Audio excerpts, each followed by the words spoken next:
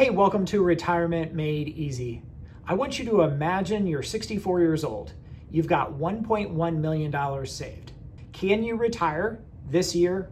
And how long do you think your money's gonna last? Will it last until you're 95?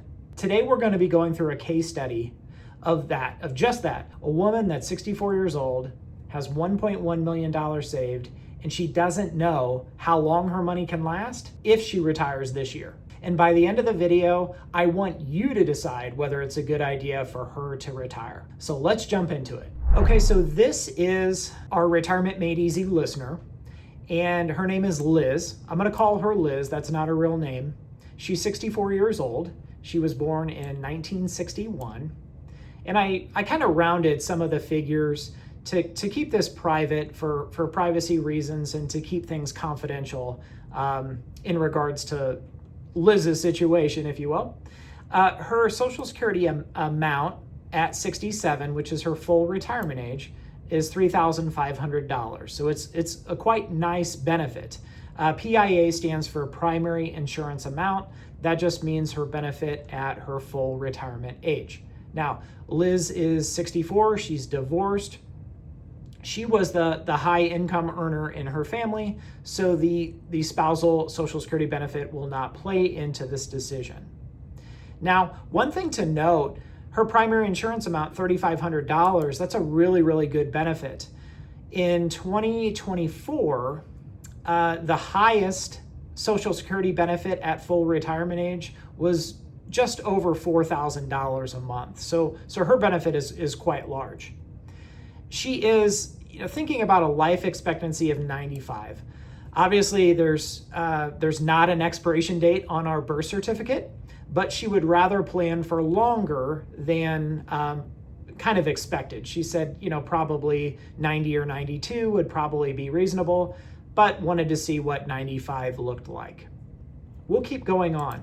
So Liz has $1.1 million saved for retirement. That's broken up into 3 different accounts. The first account is a brokerage account. She owns mutual funds, and it is valued at $80,000. The next account is her pre-tax 401k, and that's valued at $900,000. That's the bulk of her retirement savings, is that pre-tax 401k. And then she also has the Roth 401k component of her current 401k, and that's valued at $120,000. All in all, she's got $1.1 million saved for retirement. This does not include an emergency fund. She plans on maintaining. She's been a listener of Retirement Made Easy for a while. She knows we like to see at least 6 months of living expenses in an emergency fund that is not used for monthly living expenses in retirement. So that emergency fund is not included in this $1.1 million. Next, we'll look at what Liz hopes to spend in retirement. These were her goals. And here, I will say she used our budgeting tool, our retirement budgeting tool. I'll include a link in the description where you can use that. And she filled it out to determine her fixed essential expenses every month were just kind of her utility bills, grocery bill, all those kinds of things, $5,000 per month. Now, one thing that she did just a couple of years ago was she actually downsized. She was able to downsize, move closer to her daughter, and in doing so, she no longer has a mortgage. She was able to pay cash for the new home. And so that was a good idea. She is debt-free, doesn't have a car loan, doesn't owe a bank anywhere, anything. So that's one of the big advantages to Liz's plan here. And so being that she's 64, she will have health care pre-65 for just 1 year. And her monthly expense, what we're assuming not only health insurance premium, but also out-of-pocket costs, are gonna be $1,000 a month just for the first year of retirement. So then at that point, she will be 65, she will be eligible for Medicare, and her expenses at 65 and onward would be every month $400 per month. In addition to that, the first 10 years of retirement, she wants to plan for travel and entertainment expenses. So she'll be 64 when she retires. So those first 10 years from 64 until 74, she wanted to plan for $1,250 per month, and that is $15,000 a year. Now, her goals for traveling were really twofold. She wanted to travel with her girlfriends to Florida and visit some friends that she had down there. And then also her oldest child was her son, had his own children, and she wanted to go visit him because he lived in a different state. So she planned on doing that for the first 10 years of retirement, and said between trips to Florida with her girlfriends and going to visit her son, daughter-in-law, and grandchildren, she said $15,000 would about do it. And then last but not least was a one-time expense that she was planning on paying for part of her daughter's wedding in 2026, in October of 2026. And her daughter actually already had that booked out. She was a planner just like her mom, Liz, and she was wanting to allocate $25,000 for that.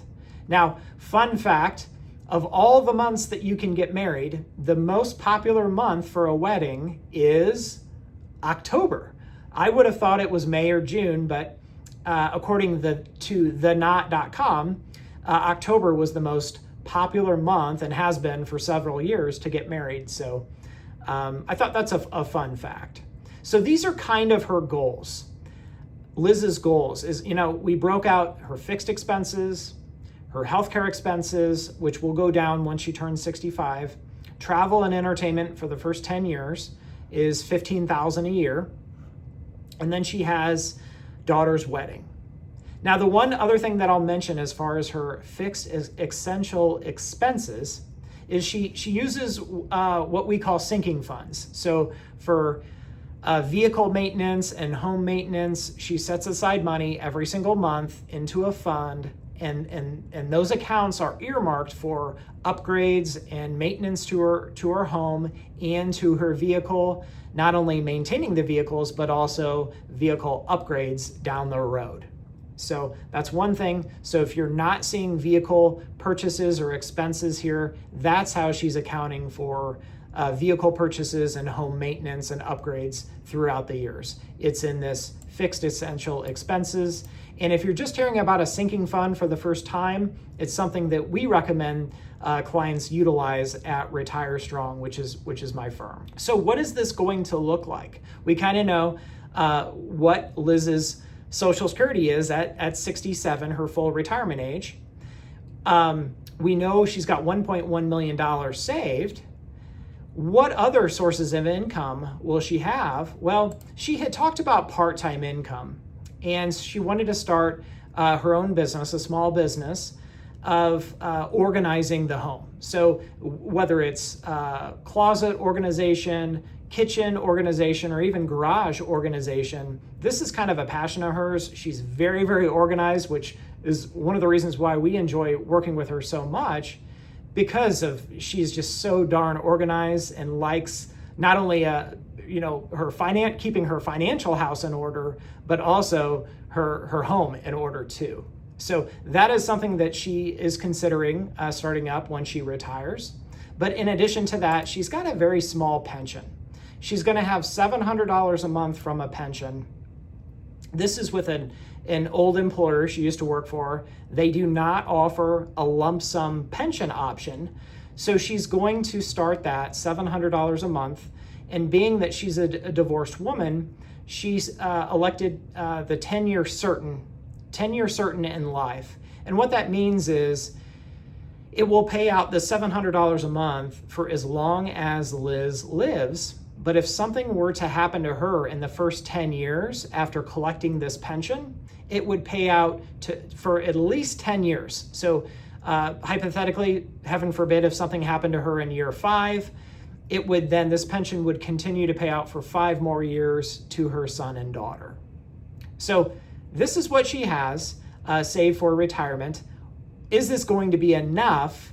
Her resources between her $1.1 million she has saved, this $700 a month pension, and her Social Security benefit, which is $3,500 a month at her full retirement age.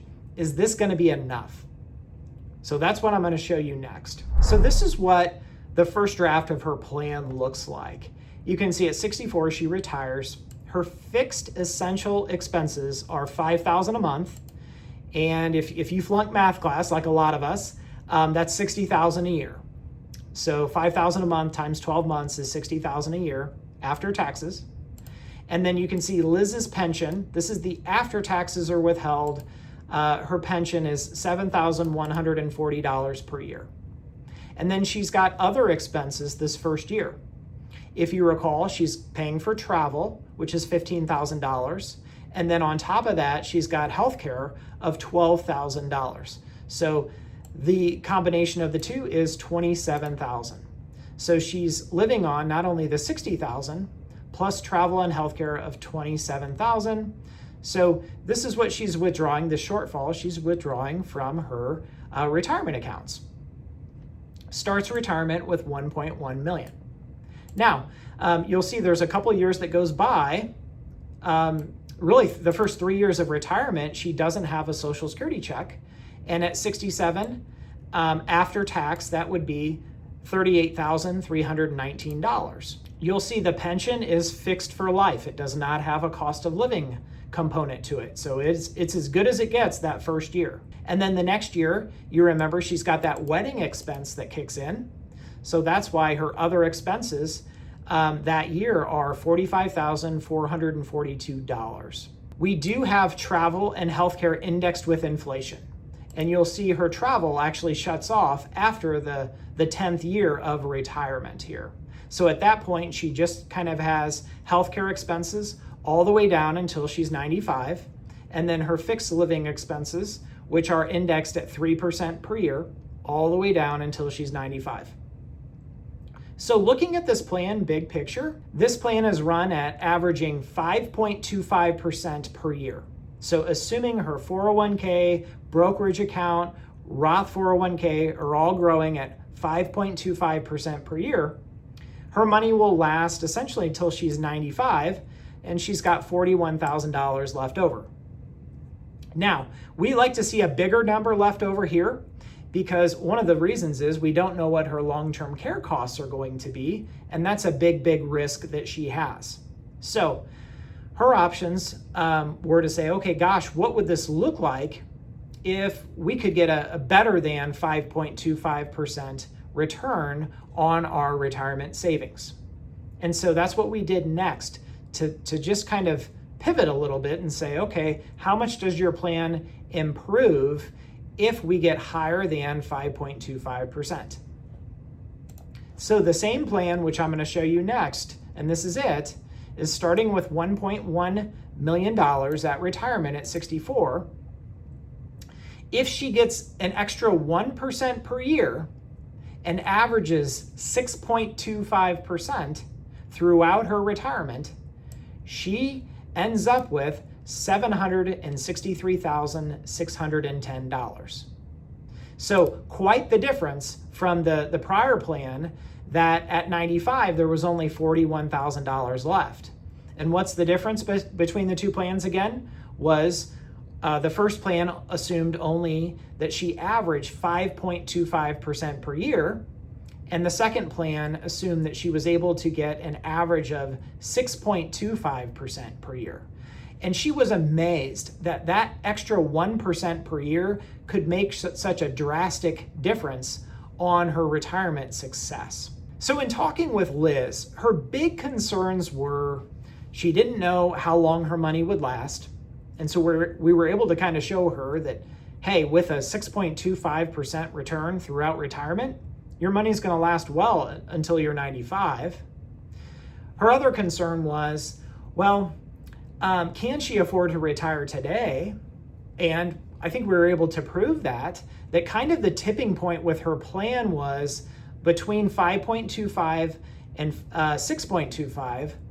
That was kind of the tipping point where her plan looked sort of bad at only a 5.25% return and very, very good at 6.25% or higher. And so you can imagine if she actually returned 6.5% or 7.5%, this plan would look even rosier. And the other concern that she had, because we always ask people what are their big concerns, one of them was, well, I don't want to be a burden on my children at any point in the future. So the one thing I wanted to point out to her was this capital on the side here that does not include the value of her home. So now we don't know if she's going to at some point sell her home, but keep in mind that the equity in her home, the value of her home, is not included in this number on the far right. So how can we improve this current plan, you might be asking yourself? Well, there's really for Liz, there's 3 areas of improvement that we identified with her. The first area of improvement was in other income in this section here. So Liz had mentioned that she wanted to start her organization business, and she didn't know how much income that would provide. Well, if we could get a clear picture on what that income would be, maybe it's $1,000 a month, maybe it's $2,000 a month. But if we can get a clear picture on what that actually is, it would enable us to solidify this plan, including that part-time income. The other thing that we can do is we can put a goal on how much Liz should earn over the next 5 or 10 years should she want to work part-time. Now, the other thing this plan does is it assumes conventional wisdom as far as the tax planning. So what we can do to improve this is we can come up with a customized withdrawal strategy for Liz and thereby reduce her lifetime income taxes that she's going to pay between 64 and 95. What that'll do is help solidify her overall plan and make sure that her money lasts as long as she does. And the third area of opportunity that we identified with Liz is her investment strategy. Currently, her funds were invested in target date funds within her 401k. And we were able to show her the bucket strategy. At our firm, RetireStrong, we believe and have a lot of confidence in the bucket strategy when it comes to a retirement income strategy. It's very, very sophisticated, and at the same time, the bucket strategy is very, very simple to follow. So that was the third opportunity, was coming up with an investment plan, and whether you want to use the bucket strategy or not, that can increase her odds of success in retirement. So like I said in the beginning of the video, I want you to comment below, and based on what you've seen here, do you think Liz should retire or keep working? I want to hear your thoughts in the comments section. I want to thank you for watching Retirement Made Easy. I'll see you next time, and remember, always dream big. Hello, I'm Greg Gonzalez, founder of RetireStrong Financial Advisors. If you want to see more videos like this, please like and subscribe. And if you want to learn more about how we help people plan for a successful retirement, visit our website, RetireStrongFA.com.